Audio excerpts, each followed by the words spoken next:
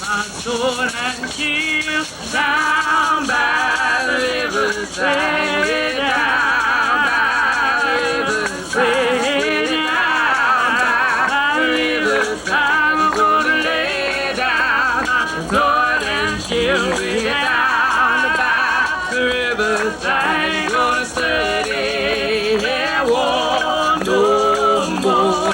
Ain't gonna study war no more. I ain't gonna study war no more. Ain't gonna study war no more. I ain't gonna study war no more. Ain't gonna study war no more. Ain't gonna study war no more. We can't.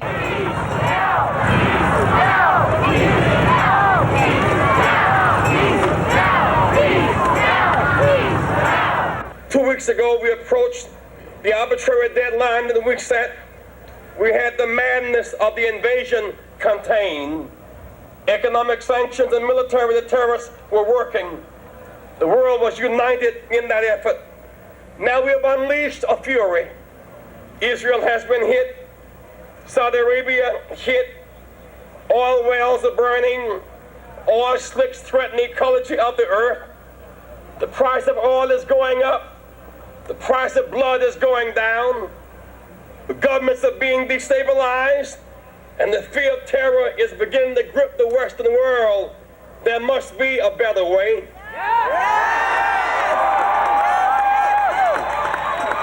How many Kuwaitis are we willing to kill to save Kuwait? How many Iraqis are we willing to kill in order to get Saddam Hussein? How many allies are we willing to risk? All bombing and no talk will leave us brain dead, lead us to spiritual surrender and moral collapse. We cannot sacrifice our children to a method that is mad and certain decimation. We must be driven by a sense of history, not hysteria. There are limits to the one bad man, one problem, one solution analysis. Once it was Khomeini, last year was Noriega, today Saddam Hussein. These individuals keep coming, but there is an environment that is breeding them. The need for negotiation grows stronger every day. Every day. The U.S. has the strength and the leadership to facilitate a settlement and ultimately peace in the Middle East. We must show that we have the moral and political will to do so. We must guard against the acquisition of unwarranted influence, whether sought or unsought, by the military-industrial complex. The potential for the disastrous rise of misplaced power exists and will persist. We must never let the weight of this combination endanger our liberty or democratic process.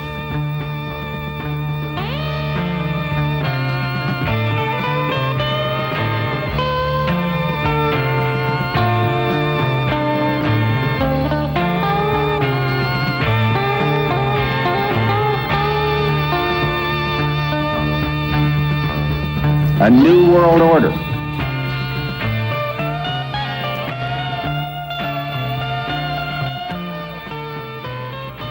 A new world order. A new world order. To lead the world away from the dark chaos of dictators toward the brighter promise of a better day.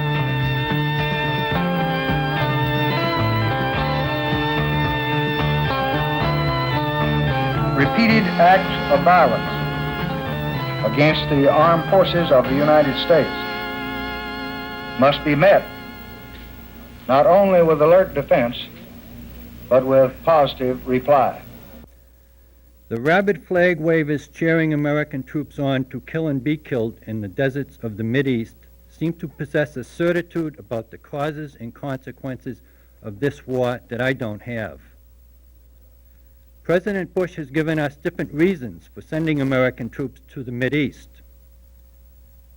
First, he told us they were being sent to defend Saudi Arabia. Next, he told us they were being sent to liberate Kuwait. And finally, he said they were being sent to overthrow the government of Iraq. How can I believe a person who keeps giving different reasons for the same act? Which reasons do the flag wavers believe? The President has not discussed the consequences, short-term or long-term, of the Mideast war.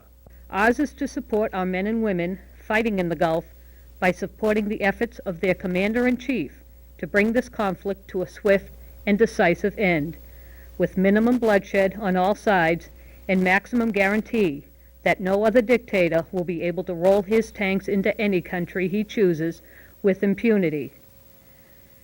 You cannot say you support a soldier carrying an M16, but you do not support why he carries it or what it will be used for. The war has meant good business for the military-industrial complex. And back in August of 1990, after Iraq's invasion of Kuwait, a spokesperson for Kidder Peabody, which is owned by General Electric, said, quote, "If Iraq does not withdraw and things get messy, it will be good for the industry. You will hear less rhetoric from Washington about the peace dividend."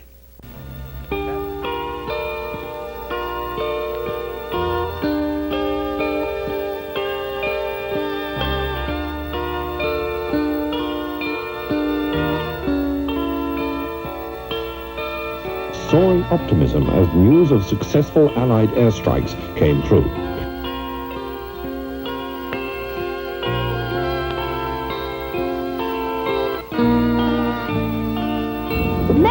All of you are responsible.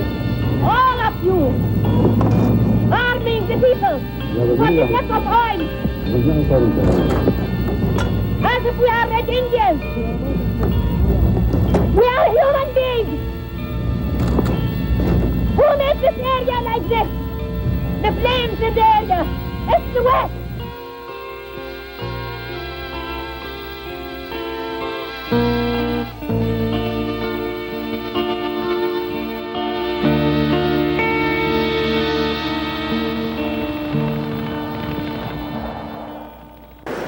By declaring war on Iraq, George Bush has set the world on a course of unprecedented peril.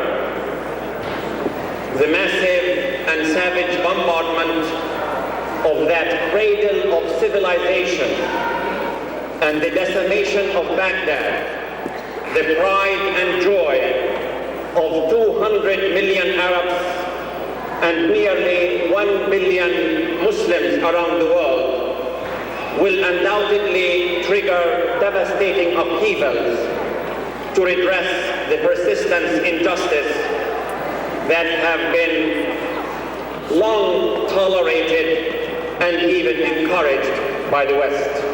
You told Saddam, through the testimony of Assistant Secretary of State John Kelly on July 31st, before a House Foreign Relations Subcommittee, through the tape-recorded words of your own ambassador who spoke directly with Saddam Hussein, with the authority of a cablegram from James Baker, you told Saddam that when he attacks Kuwait, you would do nothing, that the U.S. had, quote, no opinion on Arab-Arab conflicts like your border dispute with Kuwait. It was you who did nothing as German equipment, French Mirage jets, and Russian military arms were given to or sold to Saddam Hussein. On the very night you were explaining why, you sent thousands of troops to the desert during your first national address. ABC Nightline News showed us missile parts being loaded in Chicago on their way to Saddam Hussein. If Saddam Hussein has chemical, biological, nuclear, or even ordinary weapons of destruction, it is because you and the same Western allies you corralled into the desert gave them to him.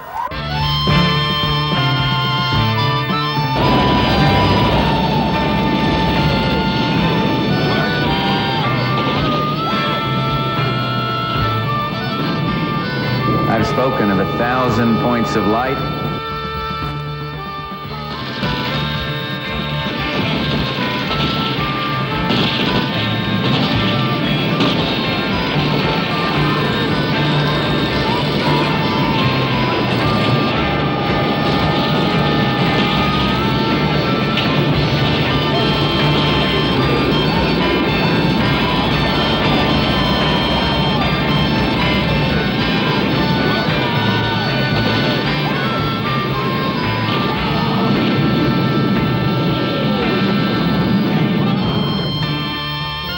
when I said I want a kinder, gentler nation, I meant it, and I mean it.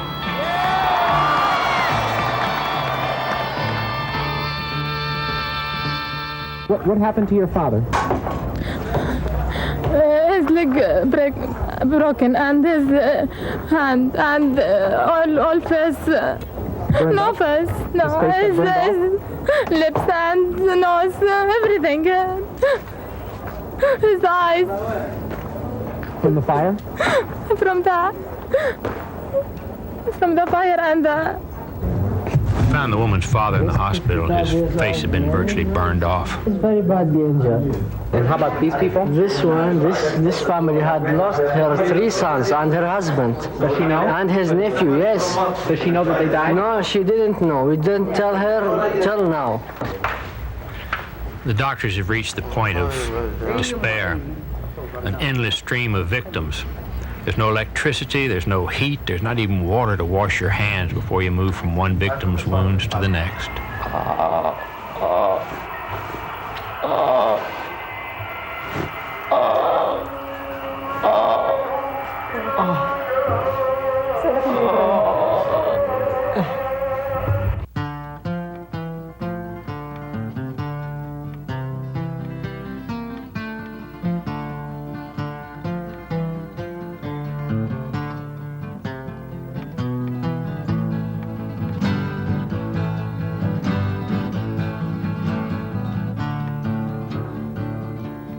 Up, 2, 3, 4, marching down the street, rolling of the drums and the tramping of the feet.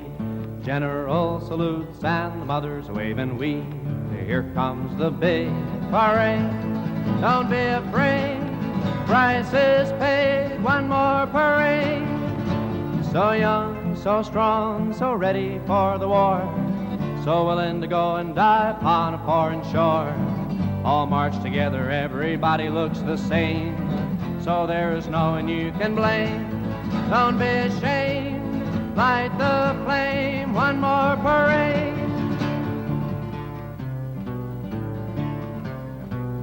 Listen for the sound and listen for the noise. Listen for the thunder of the marching boys. A few years ago, their guns were only toys. Here comes the big parade.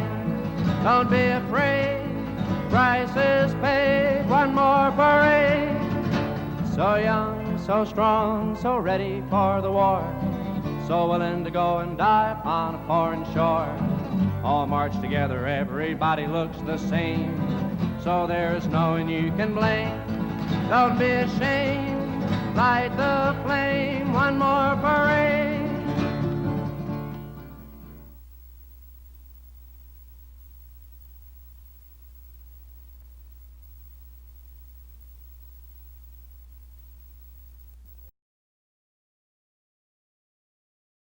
I'm Linda. And I'm Teresa McMahon. And why did you come? Why are you here? I'm here because I'm on the Somerville Commission for Women, so I came last year. And it's nice to do something part of the community that says very clearly and loudly and out there that it's not okay to have violence against women. But it also feels like a fun time too. It feels like a time to come together with people that I work with throughout the year to celebrate too, that we survive when it happens. And I'm here because it's fun to be with, or it's empowering to be with men and women who are coming out against violence against women. It's a pretty mixed crowd, so I feel strongly about it. What do you think is the most pressing problem in Somerville against violence against women? Domestic violence, and there's gay and lesbian bashing, hate crimes. Yeah, I would say domestic violence because it's the ones you don't hear about, and it's I think the ones that don't make the news and don't make and people again feel like I think a lot of women think that they're safer, that they're not at risk when they're in their house or they're not. You don't hear about this stuff. It's not as glamorous. It's not as flashy. And I guess also gay bashing in the city. It doesn't. I think that there's been moves to be more aware of that, and that feels really nice in the city. That at the time that I've watched that change, people are much more aware of homophobia. And I feel safer than I used to, which is nice. We live in a violent society. We accept, encourage, and glorify the abuse that happens in the name of prestige, power, domination, and control. Our society is based on hierarchy, the subjugation of the weak by the strong, and using force as a means of control and a way to solve problems that happen on a global and a personal level. We teach our sons to be physically fit and master the world around them by whatever means possible. Success is measured by who has the most power, who can control others. We teach our daughters that their success depends on seeking out and maintaining a relationship, regardless of the cost to her self-esteem and physical well-being. Our preoccupation with violence is conspicuous in the games and toys we choose for our sons to play, by the advertisements and songs that justify and encourage a man's abuse of the women around him. Many forms of abuse exist in our society and go unchallenged, for they are so ingrained in who we are, what we believe, and how we function as a nation. Violence against women has reached epidemic proportions in this nation. A woman is raped every 3 minutes. 1 out of 5 women have an incest history. Domestic violence is the #1 reason women are seen in hospital emergency rooms. A woman is beaten every 18 seconds. A woman is killed every 22 days by her husband or boyfriend in Massachusetts alone. The Somerville Police Department's domestic violence unit received over 1,000 phone calls in 1990. A little over a year ago, 5 kids got together and shared their secret. Each of them had been sexually abused. Now, nobody likes to talk about sexual assault, but we have to, especially as kids, because it happens to so many of us. Would you believe 1 in 4 girls and 1 in 7 boys is sexually assaulted by the age of 14? Think about it. Sexual assault is any unwanted or forced sexual contact. It includes rape, incest, and verbal or physical harassment. We're the Acting Out Teen Theater, and we're here to tell their story, because their story can happen to any one of us. We're 5 out of 5 trying to survive. Told by us we have something to hide. It's not our shame, cause you're to blame. Hey boys and girls, women and men, it's time to make sure it never happens again. They're telling me it's 1 in 4, but I look around and see many more. All of these folks walking around in shame. Some saw and you thinking they're to blame. There are folks walking around who are telling us lies. But we're here to say we got nothing to hide. Our fault. Won't take the blame no more. Not our fault. Won't take the blame no more. I really wanted to be Johnny's girl, but he said I had to go all the way. One night he got really ugly. I never knew he would hurt me. We were strangers at first and thought we were weird. We had 5 secrets, and nobody dared to tell the story we knew was true. So we just sat there sad and blue. We were scared that we'd done something wrong. No one would be the first to sing this song. It's not our fault. Won't take the blame no more. Not our fault. Won't take the blame no more. I think the only real consensus there is among men who consider themselves people who work with men or are part of a men's movement is that there's a problem. I think that's sort of the baseline, is that 20 years ago, that wasn't a consensus. You know, men are supposed to be the top dogs. You know, we're supposed to kind of have it.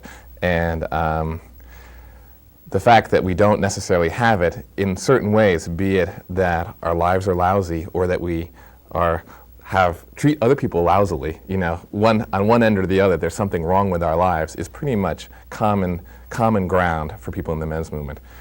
Beyond that, it really goes different ways. We don't have anybody right here who sort of speaks to the Robert Bly movement, but there's a kind of a whole lot of men that have decided that following his thing, I think we're going to have a little shot about him later, but who sort of are moving in the direction of reclaiming old images of how men can be and using those as sort of archetypes or prototypes for male behavior in the present, you know, has been a very powerful thing. And then some of the work that Jackson is trying to do, you know, which is very different than that, you know, going straight after institutions that perpetuate some of these systems, you know, is they don't agree, you know, and some of the personal work that I do is trying to actually find the places where we do overlap and to work with those joints, you know, and try and massage them so they get smoother and better, and also learn to, I think we do need to learn to talk to each other better across the movement so that we don't attack and infight with each other, you know, and tear ourselves down in the process, but we learn to figure out how to build our movement stronger by getting smarter, and we have to learn to educate each other, you know, a lot. So it seems like that kind of collaboration is not really something men are brought up to do. I mean, we're brought up to compete. And do you want to say something about that? Yeah, I mean, it's clearly not something that men are brought up to do, although if you look at institutions, you see all men. I mean, you often hear women saying, why do you need a men's movement? Why do you need a place for men to get together? Men are together everywhere, in boardrooms, in locker rooms, in machinists' halls, you know, men are together everywhere. But there's a difference between being self-conscious about being men and knowing that you're men talking about men's issues than just being together as men, because as I'm sure these gentlemen are in agreement with me. Senator. As my distinguished colleagues would probably attest, lots of male relationships are fairly superficial, and unfortunately, I have friends myself for years and years, and the one thing we share is talking about sports or talking about what are you doing, you know, and I tell them how my career is going or something. I mean, there's not a very deep level of intimacy, certainly around some of the more personal issues of being a man and masculinity. So it's not just being together as men; it's the quality of the time, you know, that you're spending together and the kind of things that you share. That's critical. And it seemed like a difference also was what structure you're within. I mean, men who are in a boardroom or on a team, they're in a hierarchical situation, and they're not necessarily going to be able to express themselves or do what they would like to do. There's very set structure as to what is correct to do. And right. That's right. I think one of the key differences, what you just highlighted, that in a hierarchical structure or a sports team, it is set up deliberately to be competitive. Whereas in something like a men's group or a men's weekend, or even a political group about men's issues, that safety is a very critical issue that we're deliberately trying to break down those walls of competition and saying, no, not here, we're not competing against each other, we're supporting each other.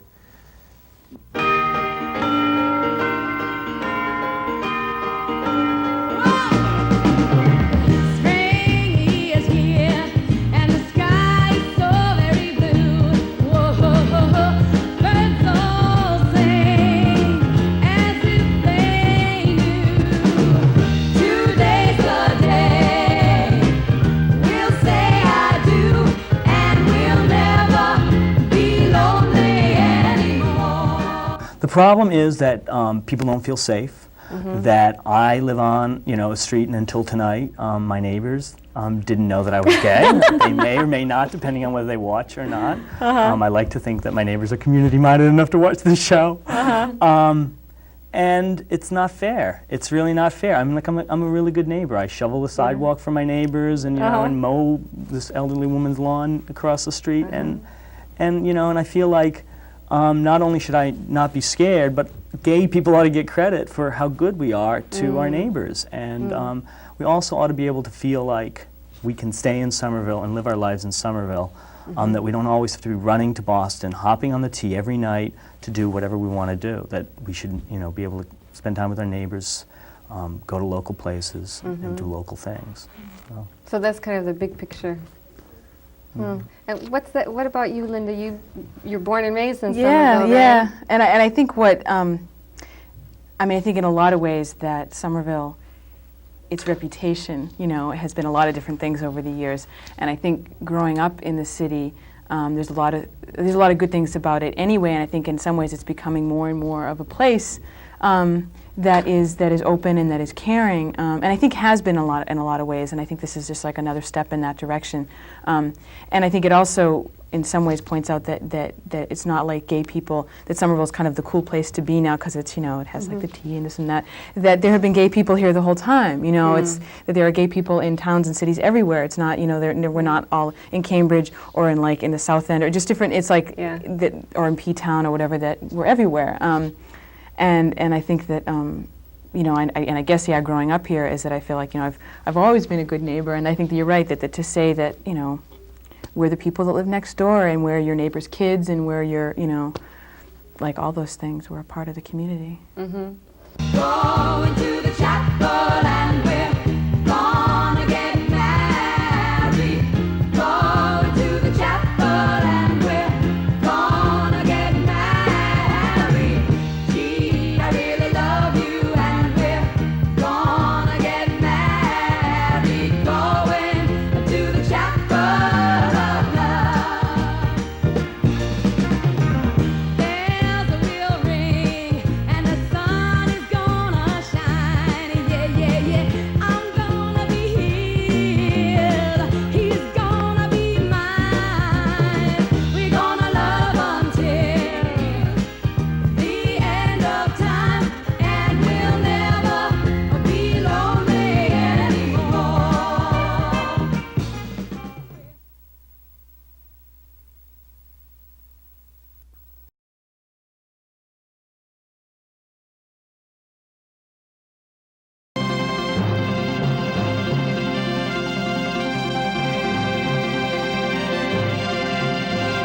I'm Susan Bine, and this is Dead Air Live.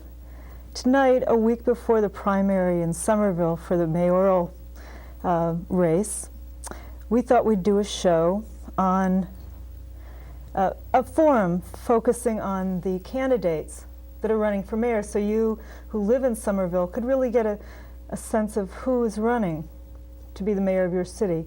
We invited the mayor and the 3 other candidates who will be in the primary. And after a lot of phone conversation and tussling, only one candidate showed up. So tonight we're going to, instead of doing a forum, we're going to do an interview with Michael Quirk, who's running for mayor. This city is headed in a downhill track and has been for the last 2 years in particular. And among the issues are the cutback in services, including fire, police, Department of Public Works, education, elderly services. We have an increase in crime and violence in this city. Some of the racial conflict is emerging now that's been there in latent form. And we have a complete absence of political leadership during these times of fiscal and social crises in the city. So I feel the issues are there in abundance, and I regret that my opponents are not here to discuss these issues, because they really need to be discussed, and we need to be addressing them in a serious way.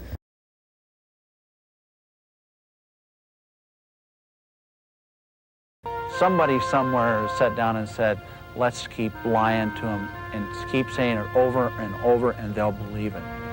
And we did. And some people still do.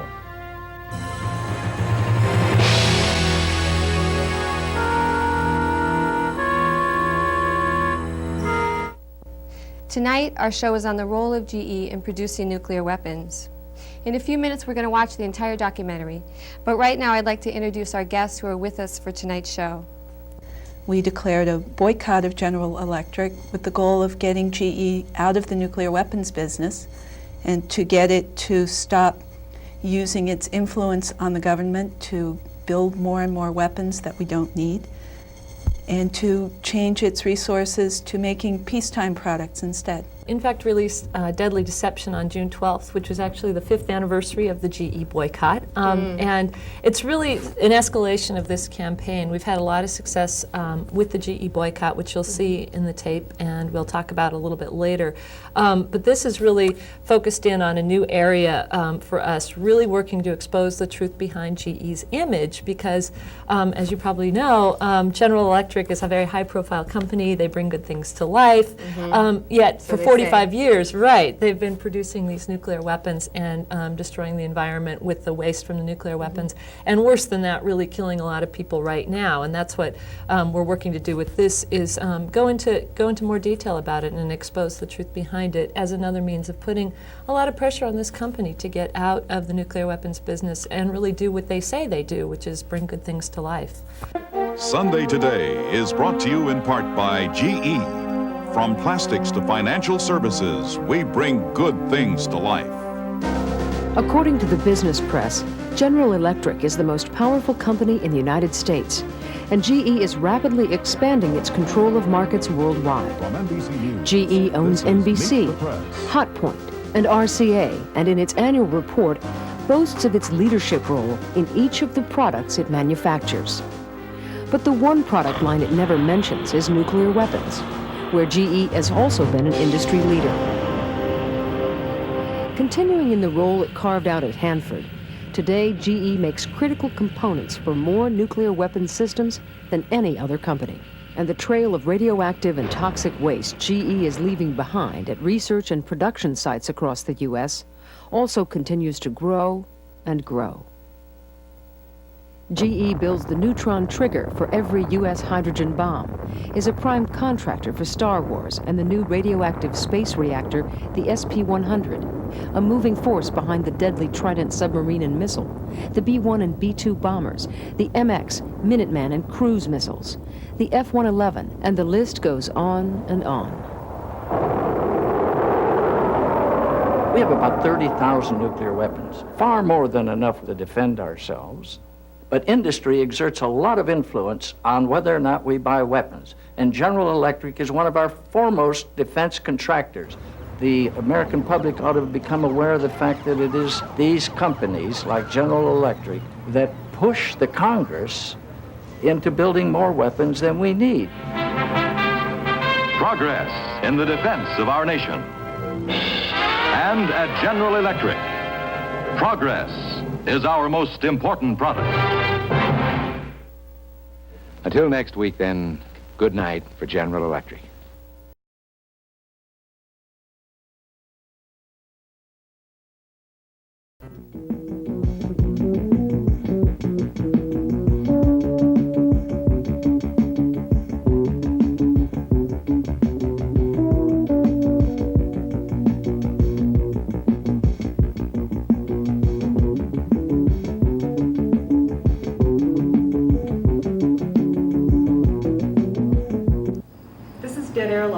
Susan Vine.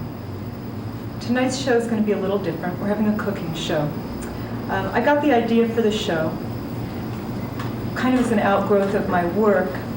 I counsel people that are trying to lose weight in weight loss and nutrition, something that's very near and dear to my heart because 6 years ago I lost 90 pounds and it made a huge difference in my life, made me much happier, to put it bluntly. And so it's very important to me.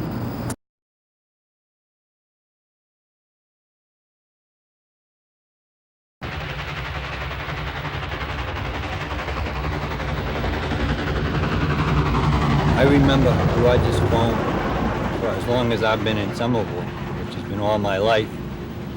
It's known as a sweatshop. It's one of the many factories that lie along these railroad tracks. This is kind of like the industrial backyard of Somerville, walking along these tracks. The railroad tracks is someplace where you came and you sat down and you rested and you watched all of the wealth that was extracted out of the labor power of generations of workers pass you by, going to who knows where. The fact is that we produced the wealth and we never saw much of it, just scraps. We need to create a labor party, a party that represents the interests of workers and whose aim is to gain control of the political economy and to use that control to meet the economic needs of all people. Unless we make that beginning, our economic and psychological well-being will continue to erode. We will continue living in fear, cowardice, and insincerity. The price paid for continuing to do nothing is loss of our integrity. The reward won for fighting back, no matter whether we win or lose, is the reclamation of our human dignity. Thank you.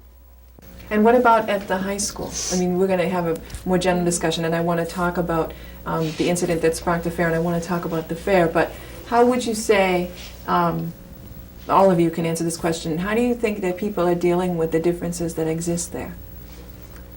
They're not. Some are not taking it so well, but some are. I don't know. Well, what do you mean when you say they're not, like Samantha? If a new student comes into school and he's like Spanish, since they stick him in the ESL classes, all his friends are going to be the people that are in those classes, which are Spanish or Haitian, whatever they. So he's not going to encounter the white people unless you're in the lunchroom with them, And even when you're there, you sit with Spanish. And I know that because all my friends are Spanish, and the minute a new kid comes in, you know him automatically because he's just in that little group. So it's like they never mix.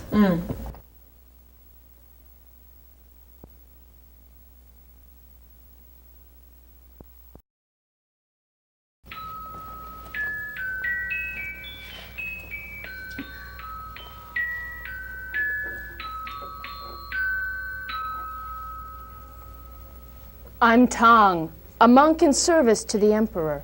The people of China think only of gold and bigger houses. I'm on my way to India for scriptures. It's a long journey. My disciples must come with me. Monkey. Hey. Pig. Hoo. Shajing. Yeah. Are you ready for the trek to India? Yeah. It's a long journey. Monkey, remember your temper.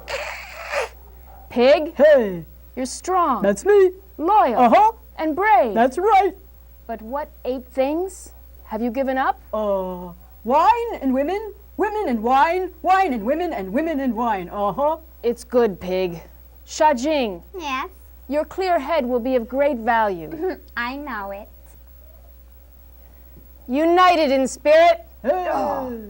Fearing not rain, nor wind, nor hardship, we begin our trek to India.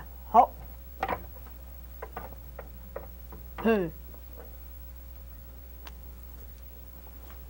Somerville of my youth was quite a different place. Everywhere there were laughing trout splashing in the sun-dappled waters. It's hard to believe this scene could have once been Somerville, and yet it was. Dear Somervillians, I want to be your environment mayor. A vote for Bobby Watson is a vote for trout fisheries and rippling fields of barley. A vote for Bobby Watson is a vote for recycling on a scale we never seen before. If elected, all houses north of Broadway will serve as recycling centers for waste from those homes south of Broadway. On alternate weeks, anyway, let's go back to the next tape. Charlie, roll that thing.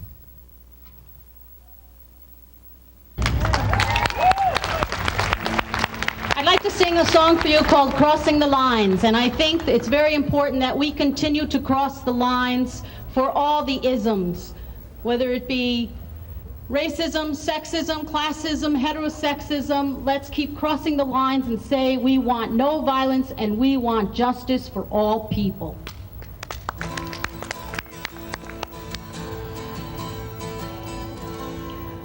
Heard the news, she's unidentified. They say it was a domestic fight. And they tell me they have fired someone for coming out of the closet tonight. So I'm crossing the lines for justice, crossing the lines for peace, crossing the lines for liberation, crossing the lines for you.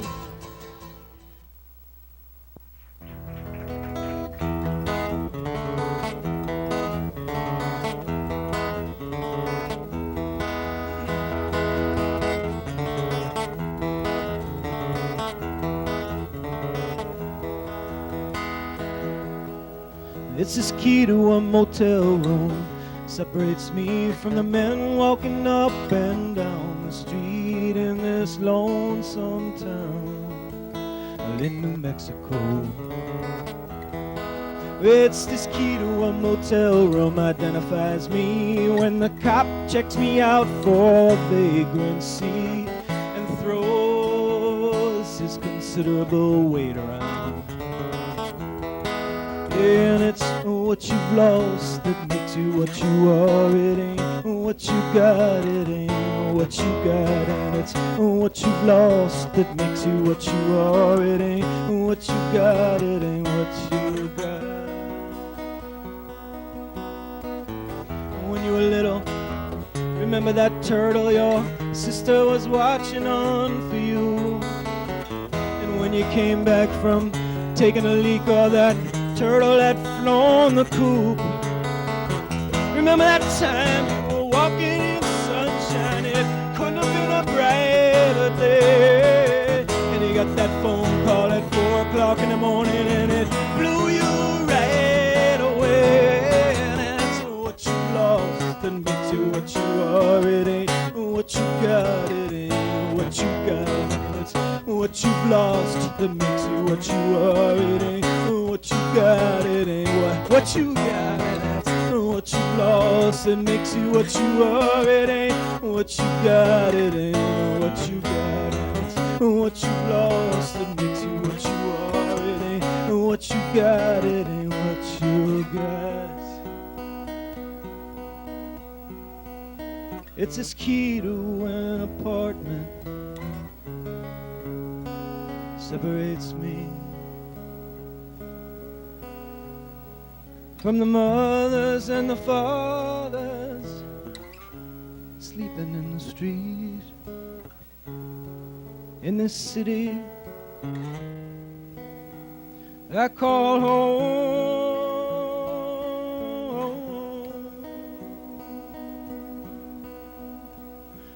I call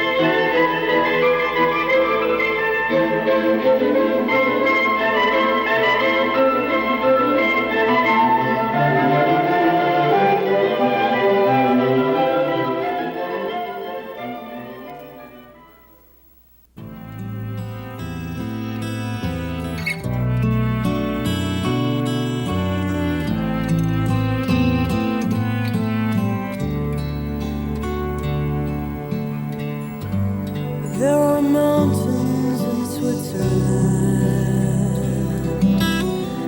brilliant cold as they stand. From my hotel room, watching the half moon bleeding its light like a lamp, and the town is illumined figures are fast asleep, and it dawns on me the time is upon me to return to the flock I must keep. So we must love while these moments